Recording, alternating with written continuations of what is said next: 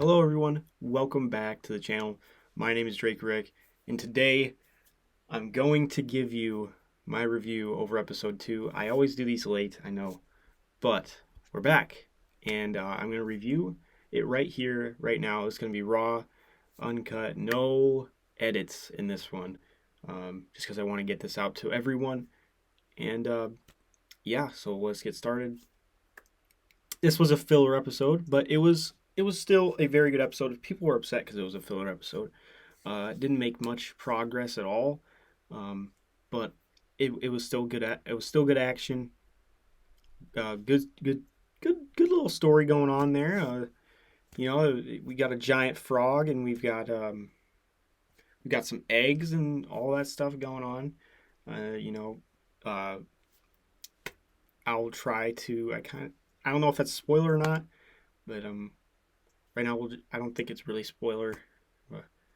But I'll get into the spoiler-free stuff, and then we'll get into the spoilers. So, pretty much, the Mandalorian.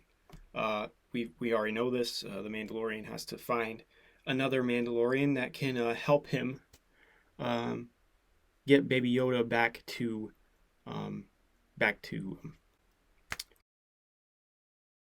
where he should go, back to his where he came from.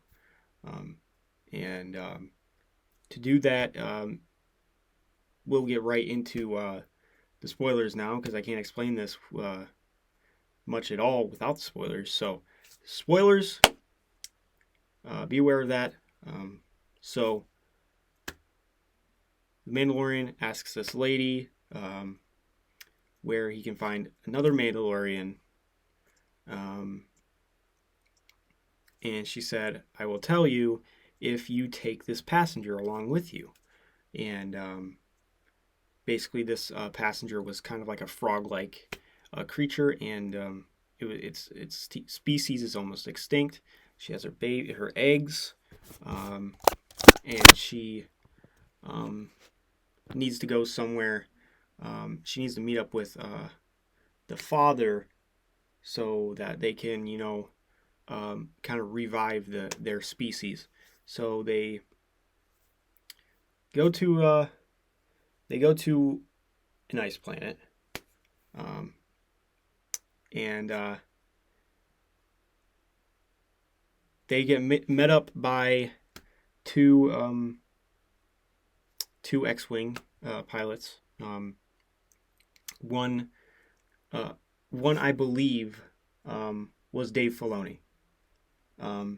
At first when I saw the dude, that looks like Dave Filoni. So either it's Dave Filoni or it's a guy that looks just like Dave Filoni. So I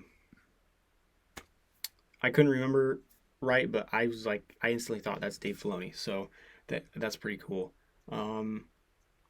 So they were basically wondering what the heck he was gonna do and blah blah blah. So basically, he gets chased by these pilots into the ice planet, and he has to hide from them. And then they drop into like this cave thing, and obviously the ship's not working, so they have to get out and they have to try to repair it and try to set up camp. And the frog creature can come off as very annoying. And when I saw Baby Yoda, every time we saw Baby Yoda on the screen, he would just keep eating the eggs, which is interesting. I was just like, whoa, this is not what Baby Yoda does. Baby Yoda is not this much of a nuisance. But that's what happened, and Baby Yoda and the frog will share a moment later in there. So they get into this cave, and they lose the frog creature, and she's like in this hot little pond thing, and with her eggs spread out in the pond. And the Mandalorian realizes that, and he has to take back the eggs and get back to camp or whatever. And Baby Yoda gets distracted by a bunch of these little eggs that there's a lot of eggs in this, by the way, and a bunch of these eggs in the cave, and uh, he basically cracks one open, and and it turns out that there's like a spider looking creature in his hand, and he just eats that. He's just like, Baby Yoda does not like on this circumstance. It just does not look like Baby Yoda should be eating this much random crap. Um, but he did, and so then uh, pretty much pissed all the other spider creatures off, and they it was just waves and waves of waves of spiders, and with one giant mother um, waiting to attack. And basically, it was an epic scene. It was an epic battle scene between the spiders and the Mandalorian trying to shoot off every one of them. And he pulls out a flamethrower, which I didn't know why he didn't use that in the first place, but he did. And they basically were kind of trapped in one room and of the ship, and they tried to start it up, and then the two pilots that were chasing them help out and shoot them all down, and they tell them that they realize that they have about what the Mandalorian has done and what he's done, and they let him go. But that's the end. That's my quick description. Nothing huge, but it was still a good episode. You know, it definitely didn't live up to the first episode, obviously, but it was still a very good episode. I'm excited to watch the third episode tonight, and it'll be a great. I think it'll be pretty good. I think there's a lot of things that could potentially happen. I heard it's a very big episode, and you guys might already know what happens.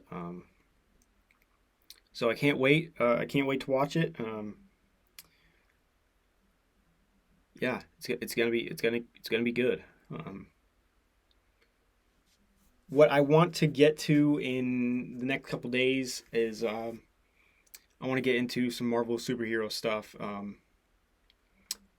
And I haven't told anybody this, but I'm not a big DC guy, especially since their inconsistency in like trying to make a universe like Marvel does. Marvel has had a ton of success in the cinematic universe, while DC has not. DC's made some good Batman movies.